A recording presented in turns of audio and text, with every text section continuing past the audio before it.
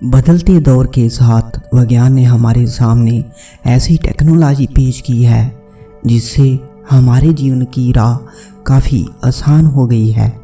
साथ ही आज हमारे साथ इतनी स्मार्ट टेक्नोलॉजी होने के बाद भी हमसे कुछ आविष्कार पीछे छूट गए हैं जो हमारे जीवन में एक बड़ा बदलाव ला सकते थे। कुछ कारणों की वजह से ये आविष्कार हमसे नहीं जुड़ पाए। तो दोस्तों, इस वीडियो को आखिर तक जरूर देखते रहिए। इस वीडियो में हम आपको उन्हीं आविष्कारों के बारे में बताने वाले हैं जो दुनिया से लुप्त हो चुके हैं। Number 1, salute digital coding system. आज हम जब भी अपनी पसंद का मोबाइल खरीदने जाते हैं तब हमारे दिमाग में एक चीज़ हमेशा फिक्स रहती है कि मोबाइल रैम, उसकी फ़ोन मेमोरी और एक्सटर्नल मेमोरी कितनी है। लेकिन फ़ोन में मेमोरी कितनी भी हो वो कम पड़ ही जाती है। अब 1 मिनट के लिए सोचिए कि आपके पास 2 GB फ़ोन मेमोरी और 2 GB एक्सटर्नल मेमोरी वाला फ़ोन है और उस फ़ोन में आप 128 GB वाले मोबाइल से भी ज़्यादा डाटा रख पाएँ तो कैसा होगा। जी हाँ, जेम्स ल्यूड ने भी कुछ ऐसा ही आविष्कार किया था। जेम्स ल्यूड एक इलेक्ट्रॉनिक टेक्नीशियन थे। जेम्स ने एक ऐसी डाटा कंप्रेशन टेक्निक का निर्माण किया जिसमें केवल 8 KB में पूरी हॉलीवुड फिल्म रखी जा सकती थी और उन्होंने अपनी इस टेक्निक को नाम दिया था salute digital coding system. James ने पहली बार अपनी इस टेक्निक का प्रदर्शन इलेक्ट्रॉनिक कंपनी फिलिप्स के एक एग्जीक्यूटिव के सामने किया। तब उन्होंने केवल 64 KB की चिप में हॉलीवुड की 8 फिल्में चलाकर दिखाई। लेकिन जेम्स अपनी इस टेक्निक का सीक्रेट कोड फिलिप्स कंपनी को दे पाते 11 जुलाई 1999 को अचानक रहस्यमय तरीके से उनकी मौत हो गई। साथ ही जेम्स ने जिस फ्लॉपी ड्राइव में सीक्रेट सेव किया था वो भी रहस्य बनकर रह गया। Number 2, starlight. Chemist Morris mode 1970 और 80 के दशक के दौरान उन्होंने एक ऐसे पदार्थ का निर्माण किया जो अधिक से अधिक मात्रा के तापमान को आसानी से झेल लेता था। केमिस्ट मॉरिस मोड ने अपने इस आविष्कारिक पदार्थ का नाम स्टारलाइट रखा था। एक TV channel science and technology पर मॉरिस मोड ने अपने इस पदार्थ की क्षमता का प्रदर्शन भी किया था। तब उन्होंने इस पदार्थ को 10,000 डिग्री तक के तापमान को सहने के नमूने को पेश किया था। साथ ही यह पदार्थ न्यूक्लियर का तापमान भी बड़ी आसानी से झेल सकता था। उन्होंने बताया कि एक अंडे को स्टारलाइट से चारों तरफ से ढककर आग में फेंक दिया जाए तो भी अंडा बिल्कुल सुरक्षित रहेगा।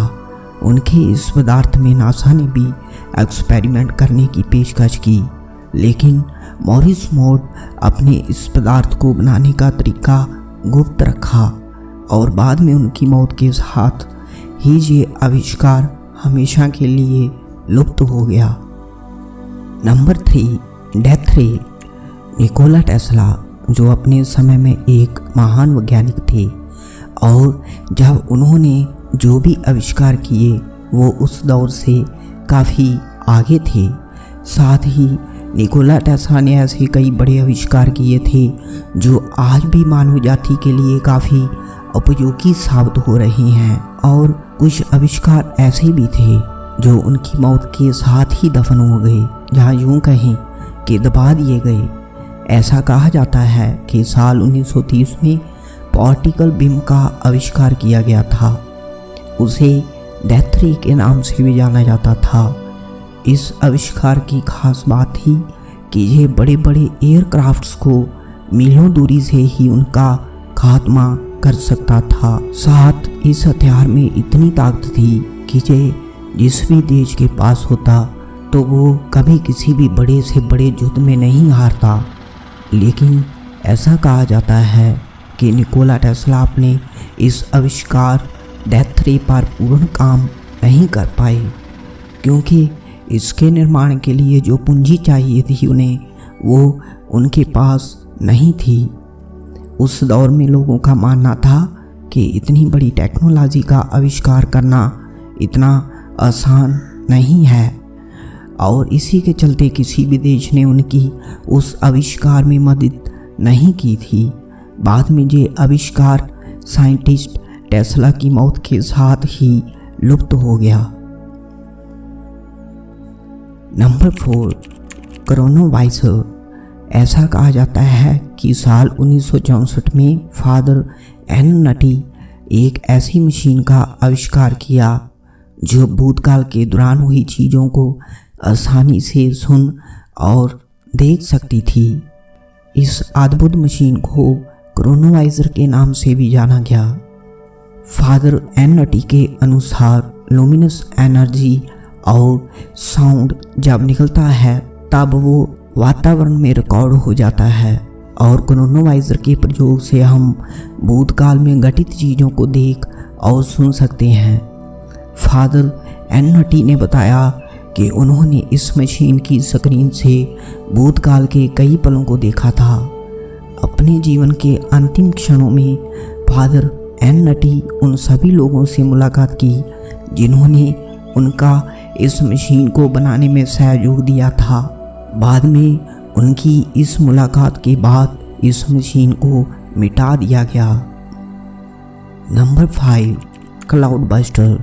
दोस्तों, बारिश होने की आशा सभी की होती है, और क्लाउड बस्टर एक ऐसा डिवाइस था जो बादलों से बारिश करवाने में सक्षम था, और इस डिवाइस का निर्माण एक ऑस्ट्रियन साइकोलॉजिस्ट विल्हेम रिक ने किया था।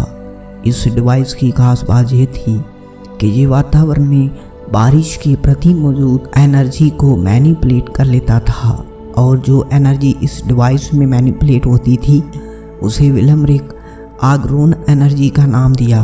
साल 1953 में 2 किसानों के कहे अनुसार इस मशीन को प्रयोग में लाया गया था। जानकारी के अनुसार विल्हेम रिक ने 6 जुलाई 1953 को क्लाउड बस्टर मशीन का प्रयोग सुबह के समय किया और शाम को बारिश हो गई।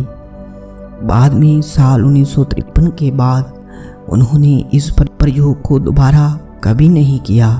तब उनके इन आविष्कारों और मशीन को गैर कानूनी करार दिया गया और उन्हें हिरासत में ले लिया गया, और जेल में ही उन्होंने अपना अंतिम समय बिताया।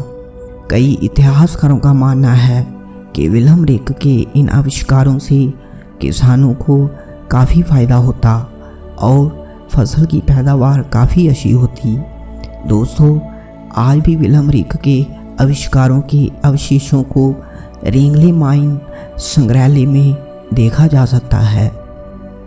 तो अगर आपको हमारी यह वीडियो अच्छी लगी है तो वीडियो को शेयर कर दो, लाइक कर दो, और हमारे चैनल को सब्सक्राइब कर दीजिए और बेल का आइकॉन प्रेस कर दीजिए। नमस्कार, धन्यवाद।